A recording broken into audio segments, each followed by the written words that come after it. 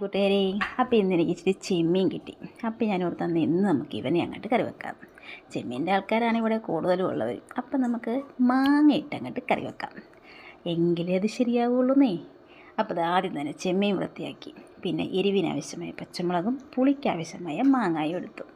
പിന്നെയോ മഞ്ഞൾപ്പൊടി, ആവശ്യത്തിന് ഉപ്പും കുറച്ച് വെള്ളവും, എന്ന് വെച്ചാൽ ചെമ്മീൻ വേകാനനുസരിച്ചുള്ള വെള്ളവും ഒഴിച്ച് അടുപ്പത്തോട്ട് അങ്ങോട്ട് വയ്ക്കുക. അതവിടെ ഇരുന്ന് വെന്തട്ടെ. കണ്ട, വെന്ത് സെറ്റായി. അപ്പോൾ നമുക്കിതിനകത്ത് വേണ്ട അരപ്പ് നോക്കണ്ടേ. ആദ്യം ഇച്ചിരി തേങ്ങ, പിന്നെ ഒരു കഷ്ണം ഉള്ളി, ഇച്ചിരി മഞ്ഞൾപ്പൊടിയും കൂടി ഇട്ട് ആവശ്യത്തിന് വെള്ളം ഒഴിക്കണം. എന്നിട്ട് നല്ല പേസ്റ്റ് പരുവത്തിൽ നല്ല ഇതുപോലെ അരച്ചെടുക്കുക. എന്നിട്ട് നമ്മുടെ വെന്ത ചെമ്മീനിലോട്ട് അങ്ങോട്ട് ഇട്ട് കൊടുക്കുക. അങ്ങോട്ട് ഇളക്കി അതിൻ്റെ പച്ച മണമൊന്നും മാറട്ടെ അവിടെ ഇരുന്ന്. എന്നിട്ട് ആവശ്യത്തിന് ചാറ് എന്തോരാണോ അതിനനുസരിച്ച് വെള്ളം ഒഴിച്ച് കൊടുക്കുക.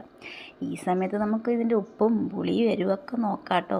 ഉപ്പൊക്കെ കുറവുണ്ടെങ്കിൽ അതൊക്കെ ഇടാനുള്ള സമയവും കൂടിയാണിത്.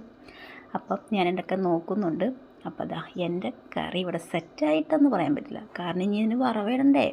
അതിന് ഞാൻ ആവശ്യത്തിന് ഉള്ളി അരിഞ്ഞ് വെച്ചു. പിന്നെ നമ്മുടെ കറിവേപ്പില, പാൻ വെച്ചു, എണ്ണ ഒഴിച്ചു, കടുക് പൊട്ടിച്ചു.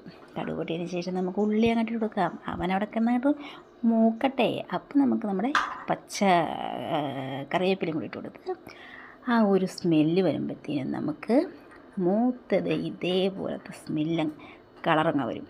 അപ്പോൾ നമുക്ക് ഇച്ചിരി മുളക് പൊടിയും കൂടി ഇട്ട് കൊടുക്കും, അല്ലെങ്കിൽ ഇങ്ങനെ വെളുത്തിരിക്കുകയല്ലേ. മുളക് പൊടി ഇടുമ്പോൾ ആ കറിക്ക് അങ്ങോട്ട് വേറെ ലെവലാകും. അതിട്ടവർക്കൊക്കെ അറിയാൻ പറ്റും. ഞാനിങ്ങനെ ചെയ്യാറുണ്ട് കേട്ടോ.